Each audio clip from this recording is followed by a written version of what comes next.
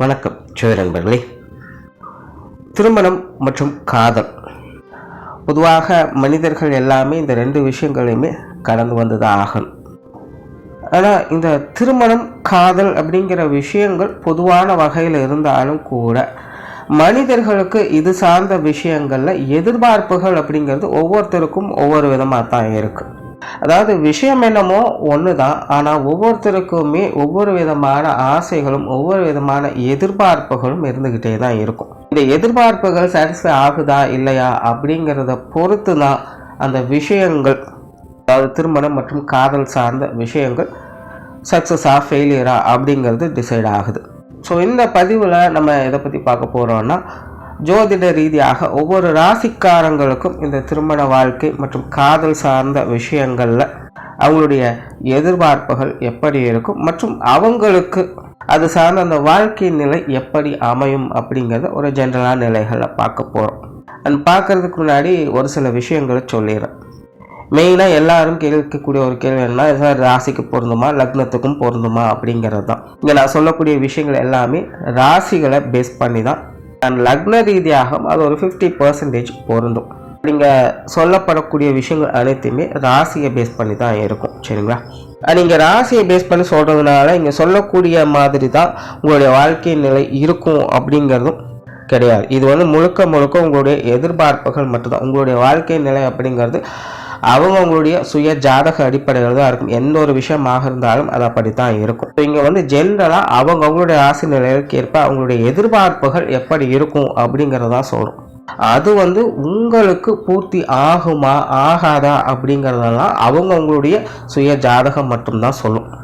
அப்போ இந்த பதிவு எதுக்கு அப்படின்னு பார்த்தீங்கன்னா, இது ஒரு புரிதலுக்காக. முதல்ல அவங்களுடைய தேவைகள் நிலைகள் என்ன அப்படிங்கிறதே புரிஞ்சுக்கலாம். மேஜராக இன்றைக்கி பல பேருக்கு இருக்கக்கூடிய பிரச்சனையும் இதுவும் ஒன்று. ஏன்னா மற்றவங்க செய்கிறாங்க அப்படிங்கிறதுக்காக செய்ய வேண்டியதாக இருக்கும். அவங்களுக்கு வேணுமா இல்லையா, பிடிச்சிருக்கா இல்லையா அப்படிங்கிறத பற்றி யோசிக்காமல் மற்ற எல்லாரும் செய்கிறாங்க அப்படிங்கிறதுக்காக அவங்களும் செய்வாங்க.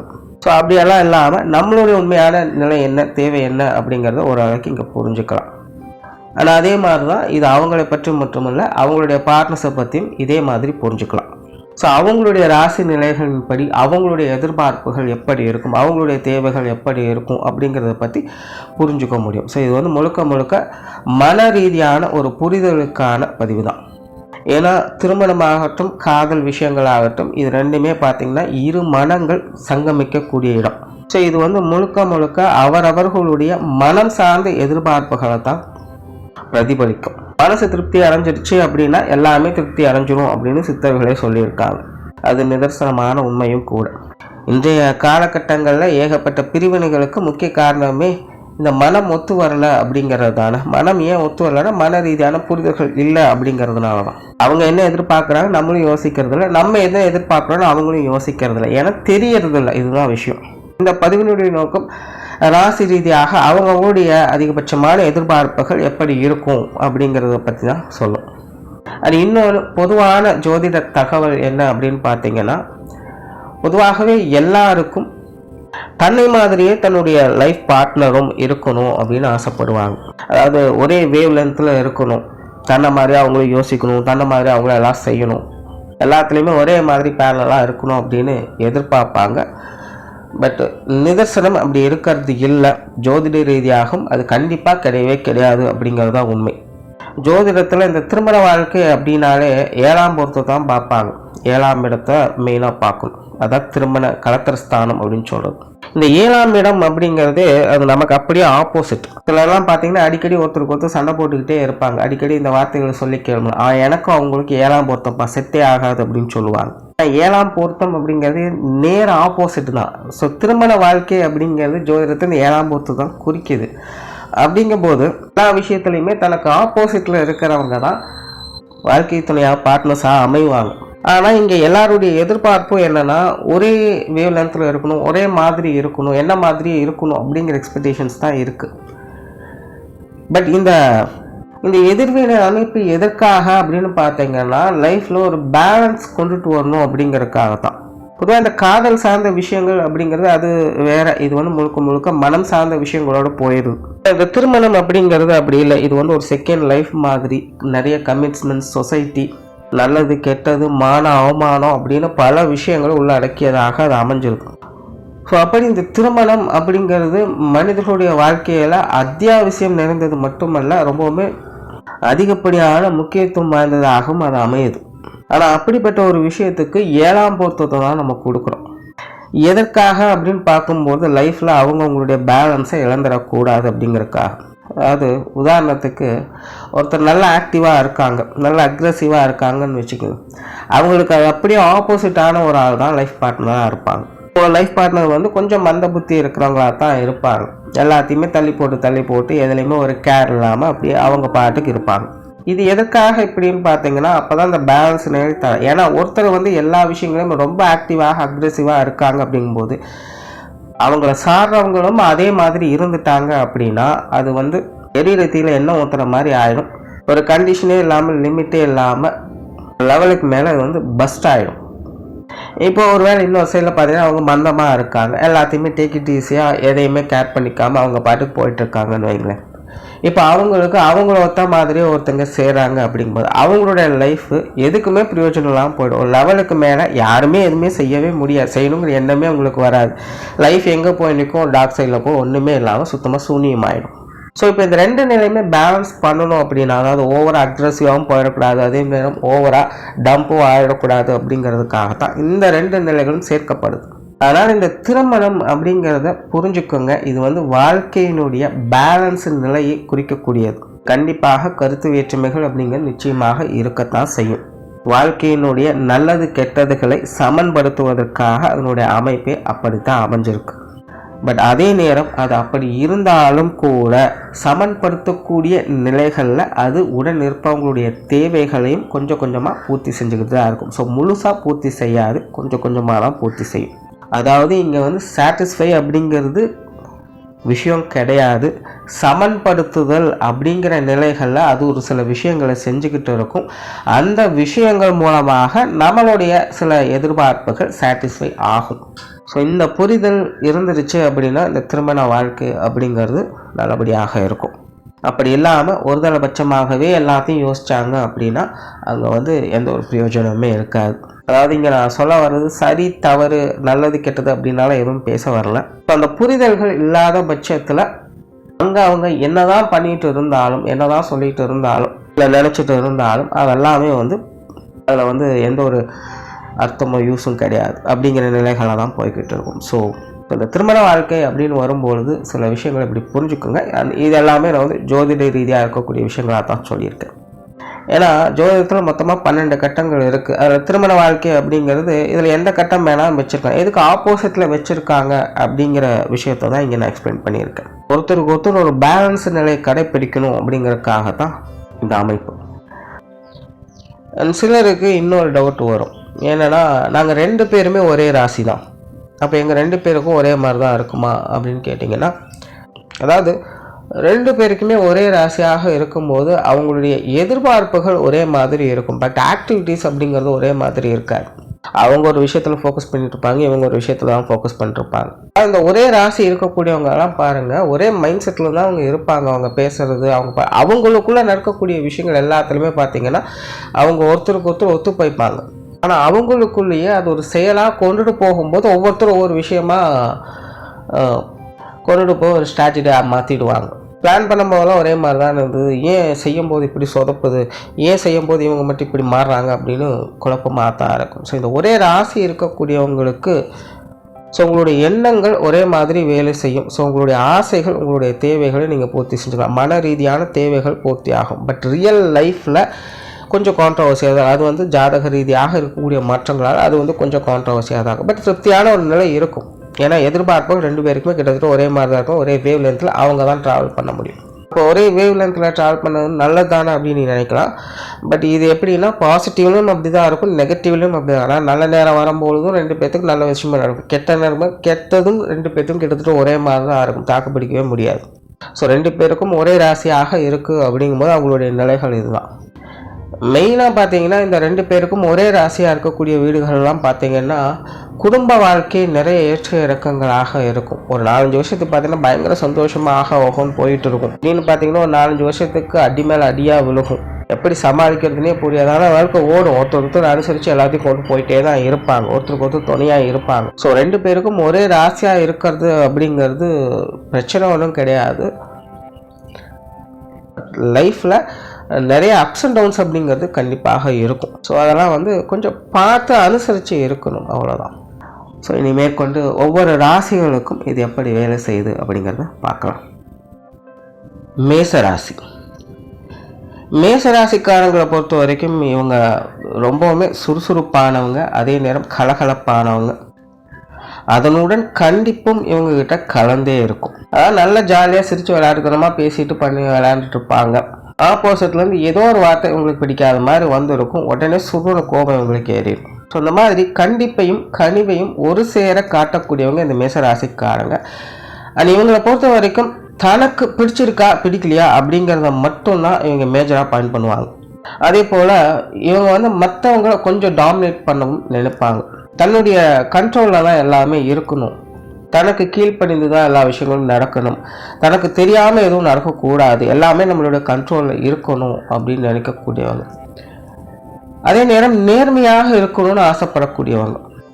உண்மையை சொல்லணும்னா மேசராசிக்காரங்களை பொறுத்த வரைக்கும் இவங்க நல்லவங்களா கெட்டவங்களா அப்படின்னு ஜட்ஜ் பண்ணவே முடியாது. இவங்களை பொறுத்த வரைக்கும் சாதம் 2 நாள் காடு கொள்ளாது அப்படிங்கிறது தான் நிலை. இவங்க பொறுமைசாலதான், இவங்க பாட்டி ஜாலியாக இவங்க வேலை ஒன்றுன்னு இருக்கக்கூடியவங்க. தன்னுடைய தேவை என்ன, தன்னுடைய வாழ்க்கையை எப்படி வளமாக்கிக்கணும் அப்படிங்கிறத தீவிரமாக இவங்க பாட்டிக்கு இவங்களுடைய ரூட்டு போட்டு அதில் போயிட்டே இருப்பாங்க. ஆனால் மற்றவங்களால இவங்களுக்கு டிஸ்டர்பன்ஸ் வருது அப்படின்னா அதை இவங்களால ஏற்றுக்கவும் முடியாது, பொறுத்துக்கவும் முடியாது. அப்போல்லாம் இவங்க எரிமலையாக இவங்க குமுறத்தான் செய்வாங்க. அப்போல்லாம் இந்த அணைக்கிற கைதான் அடிக்கும் அப்படிங்கிற விஷயத்த இவங்ககிட்ட பார்க்கலாம்.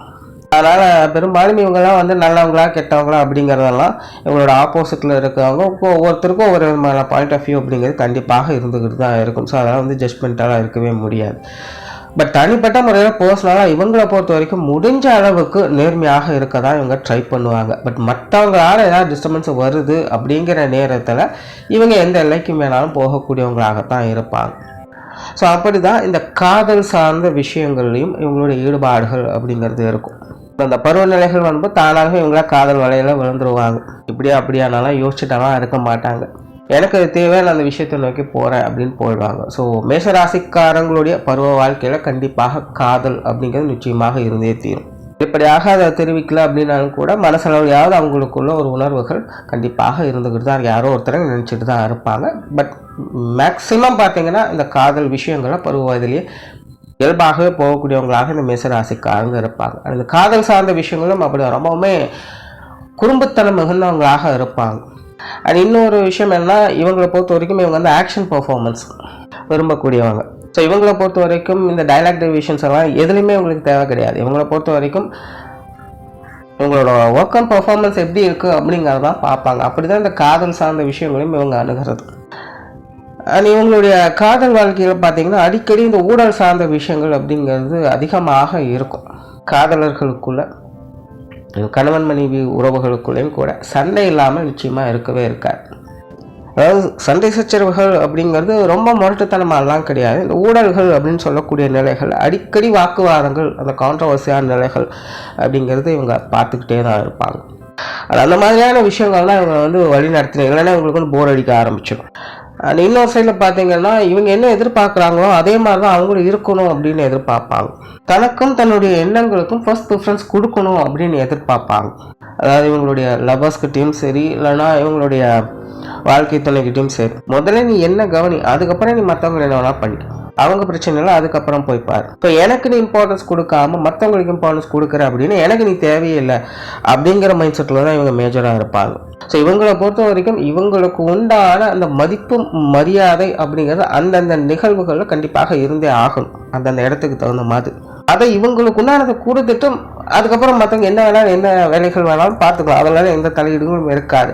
ஆனால் இவங்களை கண்டுக்காமல் ஒரு விஷயத்தில் நம்ம செஞ்சுக்கிட்டு இருக்கோம் அப்படிங்கும்போது இவங்களுக்கு அந்த ஈகோ ஹர்ட் ஆரம்பிச்சிடும். ஏன்னா இயற்கையாகவே இவங்க ரொம்ப அஃபெக்ஷனேட்டிவாக இருப்பாங்க, ரொம்ப கேர் அண்ட் சென்சிட்டிவான ஆட்கள் இவங்க. ஏன்னா இவங்க ஒருத்தங்க மேலே அன்பு வச்சுட்டாங்க அப்படின்னா அது அன்பு அருவி மாதிரி கொட்ட ஆரம்பிச்சிடும். இந்த கணக்கு வழக்கு இல்லாமல் எக்ஸ்பிரஸ் பண்ணுவாங்க. பட் அதுக்கு ஏற்ற அளவுக்கு ரெஸ்பான்ஸ் ஆப்போசிட்லேருந்து வரணும். ஏதோ ஒரு விதத்தில் காம்ப்ளிமெண்ட் அப்படிங்கிறது உங்களுக்கு கொடுத்துக்கிட்டு தான் இருக்கணும். அப்படி இல்லாமல் எதுவுமே பண்ணாமல் அவங்க செய்கிறாங்க, ஓகே எனக்கு சந்தோஷமாக இருக்குது அப்படின்னு இவங்க பாட்டுக்கு சும்மா இருந்துட்டாங்க அப்படின்னா இவங்களால அக்செப்ட் பண்ணிக்கவே முடியாது. என்ன எல்லாமே நான் தான் செஞ்சுட்ருக்கிற மாதிரி இருக்குது, இவங்க எதையுமே கண்டுக்க மாட்டேங்கிறாங்க போல இருக்குது அப்படின்னு இவங்க கொஞ்சம் அப்செட் ஆக ஆரம்பிச்சிடுவாங்க.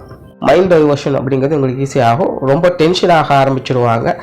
சம்மந்தம் இல்லாத சின்ன சின்ன விஷயங்களுக்கு கூட கத்த ஆரம்பிப்பாங்க. ஆனால் தனியக்கூடிய கோபங்கள் தான், அப்படியே சும்மா வருஷக்கணக்கில் எழுத்து பிடிச்சிட்டு இருக்கிறதெல்லாம் இல்லை. பட் இருந்தாலும் அந்த நேர காலங்களில் கொஞ்சம் ஆக்ரோஷத்தை வெளிக்காட்டும். அதாவது இவங்களை பொறுத்த வரைக்கும் அன்கண்டிஷனல் லவ் வெளிப்படுத்தக்கூடியவங்க. அதுக்கேற்ற அளவுக்கு ரெஸ்பான்ஸ் ஆப்போசிட்டில் இருந்துருச்சு அப்படின்னா பிரச்சனையே இல்லை. ஒரு சில நேரத்தில் ஆப்போசிட்லேருந்து வராது, அதுதான் நிஜம். இவங்க ஆப்போசிட் சைடில் இருக்கிறவங்க, அதாவது இவங்களோட லைஃப் பார்ட்னர் ஆகட்டும் இல்லை லவ் ஆகட்டும், இவங்கள மாதிரி ஆக்டிவ் பெர்ஃபார்மர் கிடையாது. அவங்கள பொறுத்த வரைக்கும் எல்லாமே மைண்ட் ரீதியாக மனசளவில் ஒரு புரிதல் இருக்கும். பட் அதை வெளிப்படையாக அவங்க காட்டிக்க மாட்டாங்க. ஒரு சோஷியல் ரிலேஷன்ஷிப் தான் இருக்குமே தவிர ரொம்ப டெப்த்தாகவும் இறங்க மாட்டாங்க. எல்லாத்துலேயுமே ஒரு லிமிட்டோடு தான் இருப்பாங்க. அண்டர்ஸ்டாண்டபிள் அப்படிங்கிறது கண்டிப்பாக இருக்கும். பட் அதுவும் பார்த்திங்கன்னா ஒரு லிமிட்டு தான். எதையும் எடுத்தம் கோத்தன்னு அவங்க செய்ய மாட்டாங்க. எல்லாத்தையுமே பொறுமையாக நின்று ஆலோசித்து பேசி முடித்து 4 பேர்த்துக்கிட்ட கேட்டு அதுக்கப்புறம் அவங்க பேசி முடித்து அதுக்கப்புறம் யோசித்து இப்படியே போய்கிட்டே இருக்கும். மேசராசிக்காரங்களை பொறுத்த வரைக்கும் அவங்க நினச்சா அதை செஞ்சிடும். ஏன்னா அவங்களுக்கு டாப் டு பாட்டம் என்ன அப்படிங்கிறது கிளியராக ஒரு ஐடியாவில் இருப்பாங்க. பட்டுன்னு முடிப்பாங்க. அவங்க அந்த வேலையில் டக்குன்னு கொண்டு போயிட்டே இருப்பாங்க. அந்த ஒரு மைண்ட் செட் அவங்களுக்குள்ள எப்போவுமே இருந்துகிட்டு இருக்கும். பட் இவங்களுக்கு ஆப்போசிட்டில் இருக்கிறவங்க அப்படியே ஆப்போசிட்டாக இருக்கும். அவங்கள பொறுத்த எடுத்தவங்க செய்கிற வேலைகள் அவங்களுக்கு பிடிக்கவே பிடிக்காது. அவங்க நின்று நிதானமாக பொறுமையாக எல்லாத்தையும் அனுசரித்து தான் செய்யக்கூடியவங்களாக இருப்பாங்க. இது சில நேரத்தில் கொஞ்சம் இரிட்டேட்டிவாக இருக்கும். அதே போல் இந்த பேச்சுவார்த்தைகள் சார்ந்த விஷயங்கள் ஜவ்வலுப்பாக இருக்கும். அதெல்லாம் பார்த்தீங்கன்னா இவங்களுக்கு கொஞ்சம் கடுப்பாக தான் இருக்கும். பட் ஆப்போசிட்டில் இருக்கவங்க அதான் சாட்டிஸ்ஃபை. ஸோ மேக்ஸிமம் பார்த்தீங்கன்னா இந்த மேசராசிக்காரங்களுக்கு லவர்ஸ்குள்ளாகட்டும் இல்லை லைஃப் பார்ட்னருக்குள்ளாகட்டும் பிரச்சனைகள் அதிகமாக என்ன சொல்லுவாங்க அப்படின்னு பார்த்தீங்கன்னா, எனக்கு அதிகம் ஸ்பேஸ் கொடுக்க மாட்டேங்கிறாங்க, என்னை பேசவே விட மாட்டேங்கிறாங்க, பேசினாலே பிடிக்க மாட்டேங்குது அப்படின்னு தான் சொல்லுவாங்க. அதுக்கு மெயின் ரீசன் என்ன, இந்த மாதிரியான விஷயங்கள் அவங்களுடைய எதிர்பார்ப்புகள் இருக்கிறது தான். ஸோ மேச ராசிக்காரங்க அவங்களோட லவர்ஸ்க்கோ இல்லை அவங்களோட பார்ட்னருக்கோ கொஞ்சம் பேசுறதுக்கு ஸ்பேஸ் கொடுத்து தான் ஆகணும். அதை இவங்க கொஞ்சம் அனுசரித்து போய் தான் ஆகணும். அதே நேரம் அவங்களுடைய லவர்ஸ் ஆகட்டும் லைஃப் பார்ட்னர்ஸ் ஆகட்டும் உங்ககிட்ட சும்மா ஜவலுப்பாக எடுத்துகிட்டு இருந்தால் அது வேலைக்கு ஆகாது அப்படிங்கிறத அவங்களும் புரிஞ்சுக்கிட்டு.